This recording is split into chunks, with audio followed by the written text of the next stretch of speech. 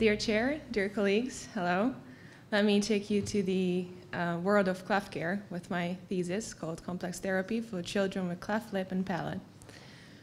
Before we dive in a bit further, my name is Flóra. I'm a third-year orthodontics resident at the Department of Pediatric and Orthodontics Clinic. It is super important to mention that because the clinic gave me opportunity to work with cleft babies, therefore it gave me a vision to understand the complexity of the cleft's origin and therapy more by researching different etiology factors and treatment possibilities. I have a great team for that. My supervisor, Noemi and Lily, whom I work really closely with in cleft care, and also my scientific methodology director, Bianca. Cleft is huge, so it's really difficult to pinpoint just one thing that you want to research or you want to look into. So we decided to look into the therapy, particularly the early therapy of cleft care, and also some of the original factors that we want to look into. This leads me to my first project, which is investigating the effectiveness of presurgical therapy possibilities for unilateral cleft lip and palate in infants. I'm quite sure that all of us or some of us want to have children at one point, and we want to have a happy and healthy baby. So we don't want them to have hardship or suffer from their very early stages of life. But little do we know that cleft lip and palate is the most common congenital anomaly affecting the craniofacial region. Out of 800 babies, 1 is born with this anomaly. We know some of the etiology factors, genetic and also some habitual, so like drugs and alcohol. And then we can also see that it has a difference between countries, so it differs between races as well. When does it happen? How does it happen? So basically it is very affected in the very first trimester of the pregnancy of the woman. So we have to look out for the first 7 to 12 weeks in the pregnancy to try to prevent this issue. And why is it important? I mean, I can go on for days talking about cleft, but why do you need to care about this? Is because once you have a baby or a child born with cleft, it is affected throughout their whole lives. So just from day one, they're affected with their breathing, their feeding, their swallowing. Later on, they're much impacted with hearing issues and also aesthetic issues and functional issues as well, and the tremendous amount of dental care they need later on in their life, as well as obviously a mental impact that they have on these children. So this brings us in as orthodontics to the picture. We perform this therapy called PNUM, which is presurgical nasoalveolar molding. As you can see in the upper right picture, this is an acrylic plate.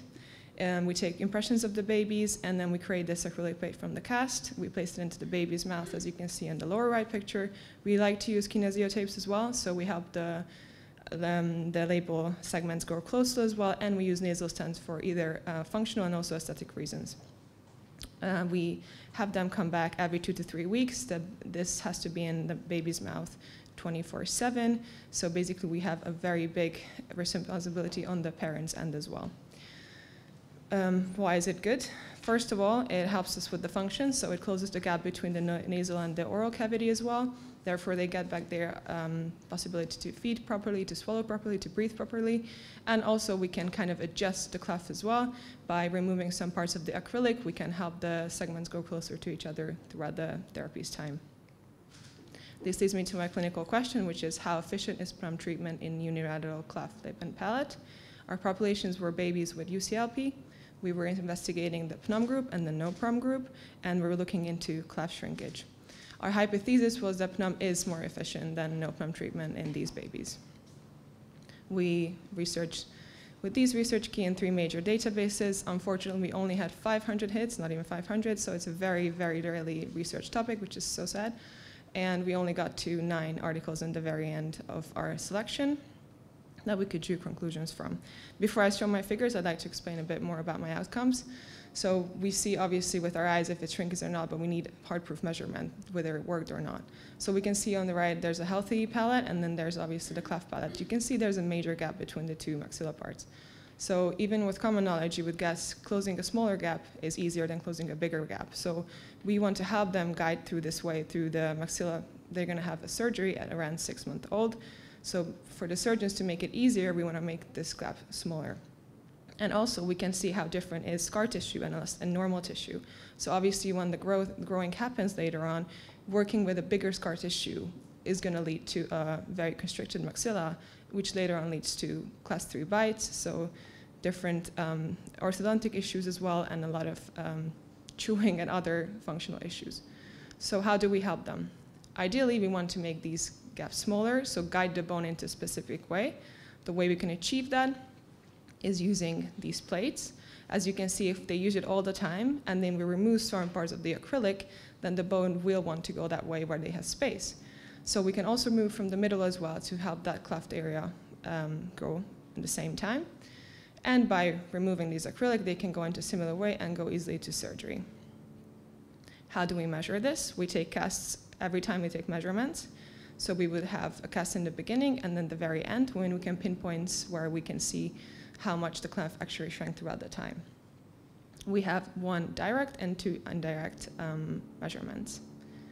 First of all, I would like to start with the direct one, which is anterior cleftwood shrinkage. Basically, this will help us see the alveolar bone growth in the very front or incisor area. We were using 5 articles for this with more than 200 babies. And as you can see, if we compare the 2 groups together, the mean difference was -5, showing that this is actually favoring the PNUM group. So there was a cleft shrinkage throughout the studies. Unfortunately, this is statistically not significant, but as a clinician, it is super, super relevant for us. It's also difficult to say what is relevant because there's no guideline whether this is, like, even a millimeter is relevant in clinical studies. So we can only say from our experience that it is relevant. Our second one is an indirect way. It's the intercanine region width, where you can see we only use 4 studies. And with these, we were expecting to have least growth, because if you can imagine, we can remove some parts of the acrylic plate around here, but we usually don't, because this way we like to hold the plate as well. So this either it doesn't get bigger, or it kind of shrinks a bit. That's what we're looking for, which we got here because it only changes 0.5 millimeters in the end, which also favored the PNUM group. And the very last bit is our posterior arch width one, which is basically 4 studies as well. Here we're using the tuber basically to encourage this acrylic plate. So we're not looking for a lot of change, which we actually received. Using that is also favored the PNUM group. None of these indirect outcomes were actually significant statistically, but kind of relevant for us clinically. Our strength were that we could only use, luckily we could use blinded randomization project, although there's not many studies, we could still use a large sample size. And unfortunately, because there's no guideline, we were not having they were similar, but they were in different orthopedic protocols that we could work with. So our conclusion, looking at our figures, that PNUM is more effective than no PREN treatment in UCLP regarding the anterior cleft region width. So we can see that this could be integrated into general cleft care, into everyday dentistry, and it should be used as well. And obviously, because there's a gap of knowledge here, we would definitely need more researchers to research this topic and help us find a guideline for treatment. We've already submitted our manuscript, waiting for answers. And I've talked about the how, and now I'm going to talk about the why. So our second project is seasonality and birth month of patients born with orofacial cleft between 2014 and 2023 in Hungary. We've talked about the cleft is a very, very multifactorial malfunction. I've talked about the genetic part and talked about the habitual, so drugs and alcohol, but there's a little knowledge about the environmental factors that actually affect the cleft. We want to see if there's a pattern, that can we see a seasonality somewhere, and then most of the studies show us a very conflicting conclusion. So many other countries were trying to look into it. So like 1966 Australia until the very end of 2023 in Kuwait, we can see that they were looking into if there is a pattern, if we can see whether babies were born in the same month around the same time. Luckily, we have a registry that we can use in Hungary as well, which documented more for 9 years the particular babies that were born, so we can see if orofacial cleft has or not has a pattern. From this registry, there's only been 1 study published with all of the congenital anomalies showing that there is a seasonality, so we're hoping that we're going to find something. This leads us to a clinical question, which is there a monthly birth rate pattern in patient born with orofacial cleft? We're looking into babies with orofacial cleft, the exposure over the month, and the outcome is a different birth rate. And we're hoping that we will find a seasonality in the end. To summarize it, working with these children has been very rewarding, and they have to go on to endure so much hardship through their lives. So the least we can do is properly research this topic and give them the best clinical care that we can give them, because it's already been too much that they've been through. So I'm hoping to give them to the clinical work. Other than hanging out with cleft babies, I also teach and play the harp. So we do, with the medical orchestra, we usually do concerts for fundraising for children with disabilities. And I'd like to finish my presentation with a quote that keeps me in line: "The greatest enemy of knowledge is not ignorance, it's the illusion of knowledge." Thank you so much.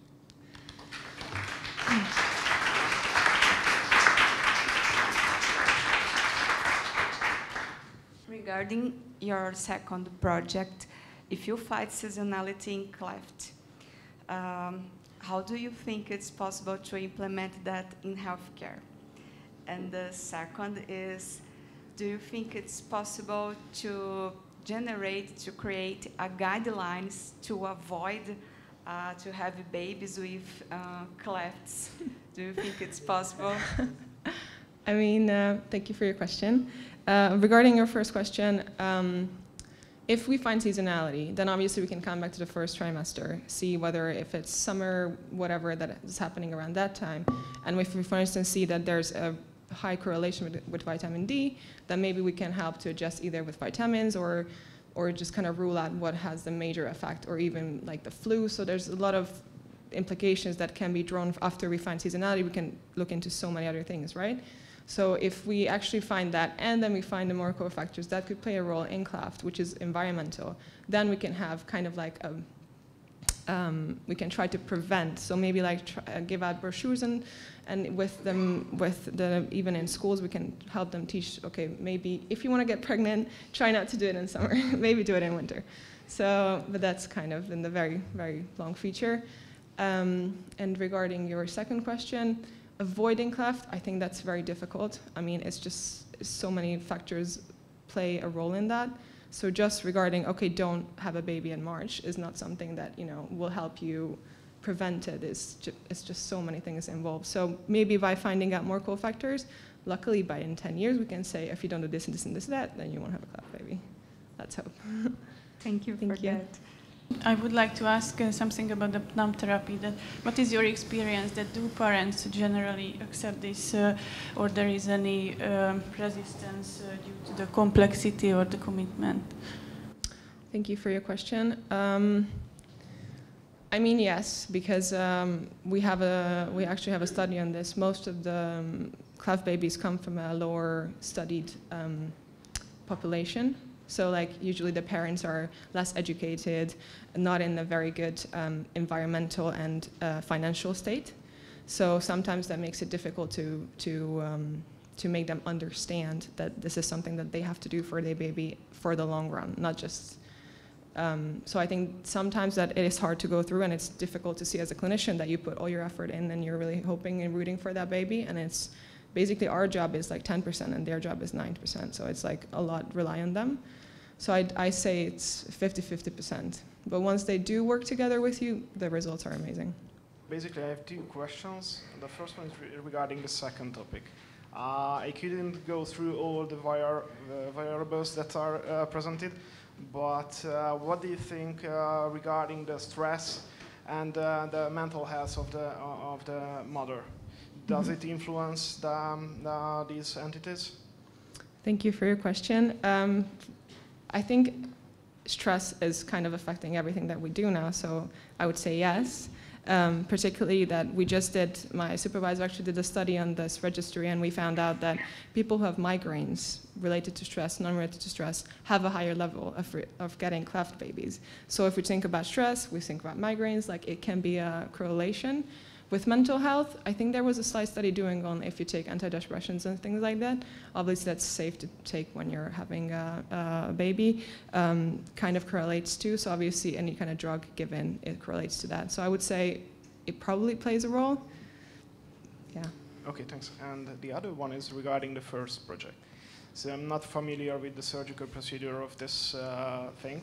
I don't know, do they use some microplate osteotomy or something, but do you support the healing with any kind of supply after the surgical? So the same as you used before, the surgical part. There are different techniques. Thank you for your question. Sorry. The different techniques show that some actually still word. So first they start with lip closing, and then they still word lip numb. But if you close the palate first, we don't give them anything. So it basically holds itself. Just the stitches hold the issue together. When it's really important to have some kind of retention is later on if you have, for instance, a bilateral child, and usually the premaxilla is always rotated and protruded. So you want to make sure that you actually, after surgery, you actually use retention. So with PNOM, not really, but later on we definitely need retention for surgeries. Thanks. Thank you. Congratulations for your progress. Thank you. May I ask you about the impression procedure? As I saw that there is a special tray, so there is final and impression and primary impression. Yeah, it's fun. Basically, they're like 0 years old, so from day one, you take impressions. And obviously, you can imagine a baby who's like kind of unconscious at that point, obviously. So you want to make sure that when you place in the impression tray, is that you don't use a lot of impression material, because obviously it blocks the way of the nose and the oral cavity as well, meaning that they have an issue breathing. So you want to make sure that they cry so they actually can breathe. It gets easier throughout the process. So when they're like 5 months old, it's way easier to take impression. But there is a key to that too, looking into 3D and oral scanning, impression taking, I think. The same materials like silicone, alginate? Alginate, we use alginate, yeah. But ortho-alginate, so that cures faster. Thank you. A minute. Thank you, Flóra, for your presentation. My question is, as you are working with these babies, how often do you see these babies and their parents at your clinic? So because our clinic is the kind of nationwide center for this, they come pretty often, and you have to see them every 2 to 3 weeks. So because, as I explained before, we have to take parts out of the acrylic plate. Therefore, it is important to monitor them and to help them actually mold the bone better. Also to see whether they're doing the taping, they're doing the wearing of the acrylic plate as well. So around 2 to 3 weeks. You mainly talk about these unilateral clefts, but in case of bilateral ones, is it the same procedure so we can use these clamps as well, or it's totally different? Thank you. Thank you for your question. I actually love bilateral cleft because it's way more.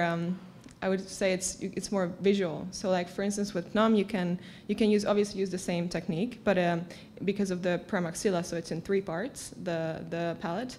You actually have to have a part for the premaxilla as well. And because it's extremely protruded, as I mentioned before, you have to make sure that it actually intrudes as well. So I think it's way more visual, it's way more less as well. So doing a study on that wasn't really possible. But you use the same PNOM, it just kind of looks different, but the idea is exactly the same. Okay. I'm just wondering, so following on from the alginate question, has there been any work doing digital impressions on these babies instead? I mean, to actually minimise those risks that you outline? Thank you for your question. Not in our clinic, not yet. We already have been acquiring like a baby oral scan face as well to see, but it also brings us a lot of risk whether, if they're completely kind of asleep when you want to take the impression, are you placing it in the right way? So there's still, I think, way to test that and to research that more. In the studies I've looked into, they were all using the usual ones, yeah. And another question that I have was, when you're measuring the gap width of space, I notice it's on the alveolar ridge, Yeah. it seems. Why don't we just look at the thickness of the gap instead? Why are we taking it? And when you do along the ridge, do we take in growth and development changes in that? No, unfortunately, we don't. So there are studies that look into like a 3D model of it. So like they scan it and then look into the gap as a 3D model. So you would actually be able to measure that. But again, it's very rarely researched. So what we have more of is basically just pinpointing the lateral segment and the bigger segment and the width of them. So it kind of, as we were ruling out the articles, we were kind of aiming for what we can find. they don't. Okay, and then my final question is, did you mention that low socioeconomic status was one of the predictors?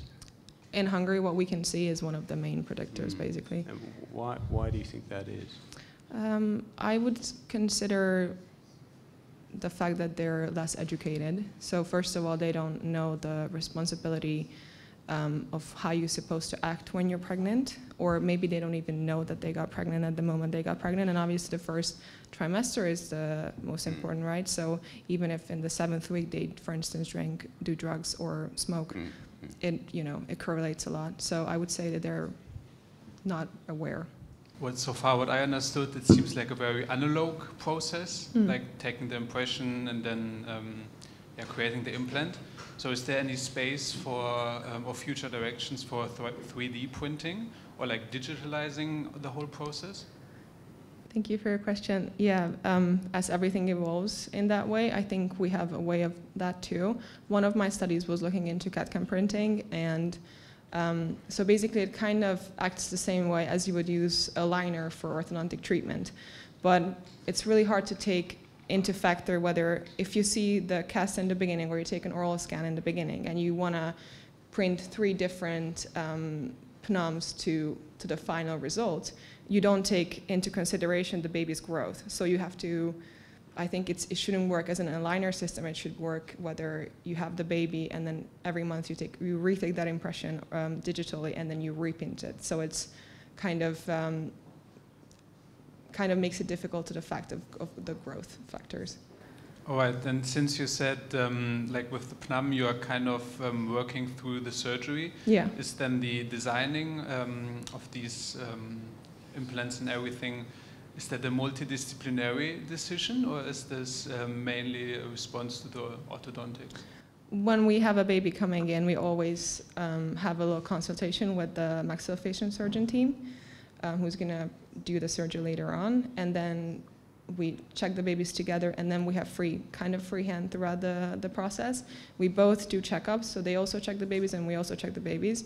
And if we see anything that should be changed, or they let us know. So it is sort of an interdisciplinary thing, but we don't work very, very closely together in that point.